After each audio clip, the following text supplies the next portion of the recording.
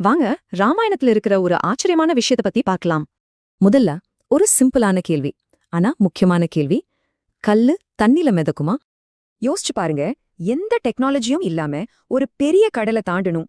இதுதான் வானர சேனையோட நிலைமை. சுத்தி போகவும் முடியாது, அடியிலையும் போக முடியாது. கண்டிப்பா கடந்துதான் ஆவணும். ஆனா எப்படி? இதுக்கு தீர்வு ரெண்டு விஷயத்துல இருந்து இருந்துச்சு. ஒன்னு, நலன் நீலன்கிற ரெண்டு பேருக்கு கிடைச்ச ஒரு ஸ்பெஷல் வரம். ஆனா அதை விட ஒரு பெரிய மேஜிக் இருந்துச்சு. ஒவ்வொரு கல்லுலயும் ஸ்ரீராம்னு எழுதுனதுதான் அது. பாறையெல்லாம் லைஃப் ஜாக்கெட் போட்ட மாதிரி மிதந்துச்சான். கேக்குறதுக்கே ஆச்சரியமா இருக்குல்ல? அப்போ உண்மையான ரகசியம் அந்த சக்தி மட்டும்தானா, இல்ல அதுக்கும் மேல வேற ஏதாச்சும் இருக்கா? இந்த கதையோட உண்மையான ரகசியம், அதோட ஆணிவேர், ரொம்ப சக்தி வாய்ந்த ஒரே ஒரு விஷயம்தான். அதனாலதான் அந்த பாலம் வெறும் கல்லால கட்டப்படல, அசைக்க முடியாத ஒரு நம்பிக்கையால கட்டப்பட்டது.